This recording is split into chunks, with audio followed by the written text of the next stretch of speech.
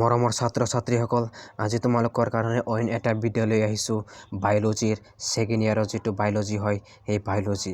আজি এই কুৱেশ্যন পেপাৰটো তোমালোকৰ আগত মই সলিউশ্যন কৰি দিম। চ' তোমালোকে অহা ফাইনেল এক্সামৰ কাৰণে নাইবা প্ৰি ফাইনেল এক্সামৰ কাৰণে তোমালোকে প্ৰিপাৰেশ্যন চলাই যাবা। চ' কুৱেশ্যন পেপাৰটো আগতে চাই লোৱা, তোমালোকৰ নহ'লে কনফিউজ হৈ যাব যে এইটো কোনটো ইয়াৰৰ কুৱেশ্যন পেপাৰ হয়। মইতো নাজানো বা আমিতো নাজানো এইটো এনেই আমি এনেই লিখিম নেকি এইটো। চ' তোমালোকে কুৱেশ্যন পেপাৰটো চাই লোৱা, ঠিক আছে।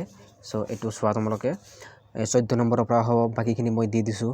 আজি শেষ পাৰ্ট হয় এইটো বটানীৰ, নেক্সট তোমালোকৰ এই জুলজিৰ পৰা হ'ব, ঠিক আছে। তোমালোকে ভিডিঅ' কিন্তু মিছ নকৰিবা। চ' চোৱা 14 number, what is recombinant DNA technology, what is recombinant DNA technology, ঠিক আছে। ইয়াৰ যিটো প্ৰচেছ, সেই প্ৰচেছখিনি লিখিব লাগিব ইয়াত, ঠিক আছে। কৌশলৰ পদ্ধতিসমূহ লিখিব লাগে ইয়াত।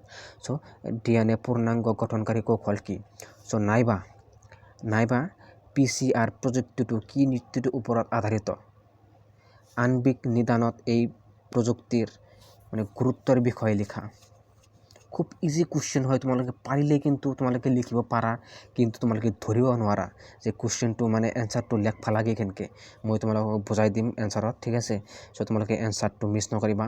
আগতে কুৱেশ্যনকেইটা আলোচনা কৰি লওঁ, তাৰপিছত মই তোমালোকক একফালৰ পৰা এনচাৰ দি যাম, তোমালোকে নোট কৰি ল'বা, ঠিক আছে।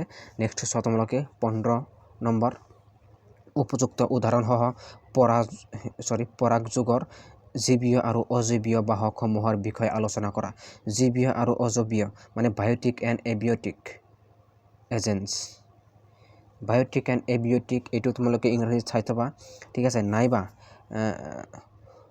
পুংৰেণু মাতৃকোষৰ পৰা ত্ৰিকোণীয় পৰাগৰেণুৰ গঠনৰ পদ্ধতি চিহ্নিত চিত্ৰসহ আলোচনা কৰা। চিত্ৰ লিখিব লাগিব ইয়াক। মই ইয়াক চিত্ৰটো তোমালোকৰ ওচৰত যদি আছে তেনেহ'লে সেইটো চাবা তোমালোকে, নাইবা তোমালোকে গুগলৰ পৰা তোমালোকে চিত্ৰটো ওলাই ল'বা। চিত্ৰটো মই দিয়া নাই বাৰু, ঠিক আছে। চ' তোমালোকে বেয়া নাপাবা দেই, মই কিন্তু চিত্ৰটো দিয়া নাই। মই তোমালোকক মাত্ৰ এই যিটো কৈছে ইয়াত ডেফিনেশ্যনটো ইয়াত মই নিজৰ ভাষাত তোমালোকক মই দি দিম, ঠিক আছে।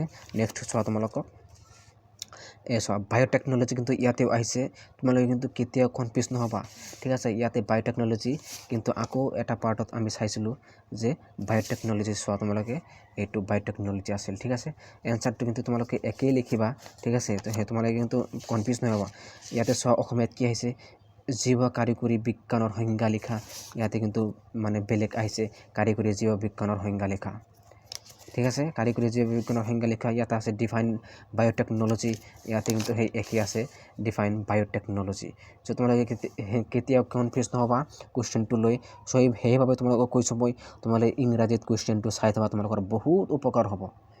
তোমালোকে যদি কুৱেশ্যনবোৰ ধৰিব পাৰা তেনেহ'লে তোমালোকে ইংৰাজীত চাই থবা। তোমালোকে যিসকল টেলেণ্টেড হয় তোমালোকে চাই থবা, ঠিক আছে। মই তোমালোকক কৈছোঁ বিশেষকৈ right the application of biotechnology in medical science, ঠিক আছে। চিকিৎসা বিজ্ঞানত জীৱ বিজ্ঞানৰ কাৰিকৰী সম্পৰ্কে ইয়াত যিটো ইনচুলিন হয় ইয়াৰ বিষয়ে অলপ লিখি দিবা, আৰু বহুত কিবা আছে মই তোমালোকক এনচাৰত দিম, তোমালোকে চাই ল'বা। চ' থেংকছ ফৰ ৱাচিং। চ' এতিয়া তোমালোকে এনচাৰবোৰ মন কৰা। চোৱা তোমালোকে নেক্সট আছে জুলজি পাৰ্ট।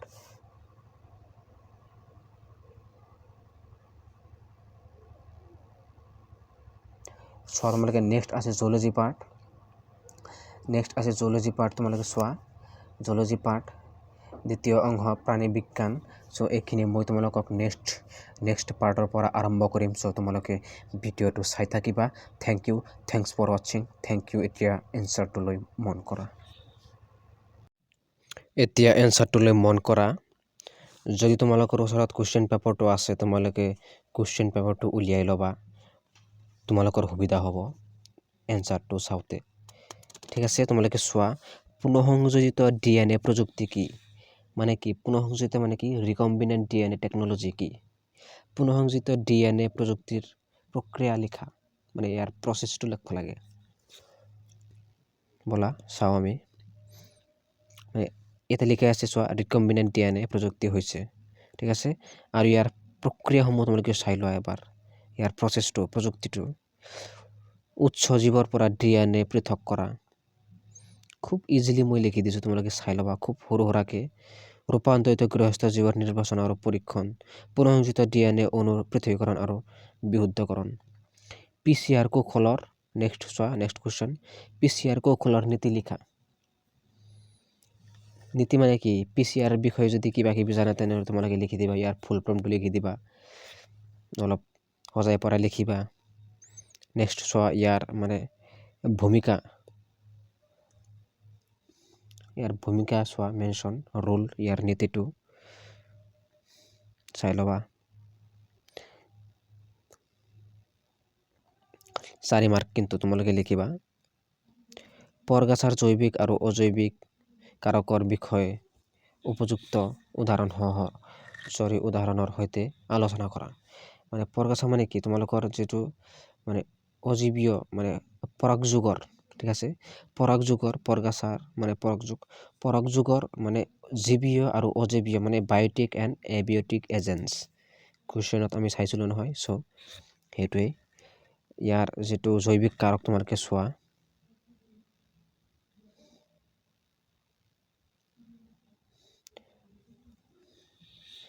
ইয়াৰ বিষয়ে অলপ বঢ়াই লিখিবা।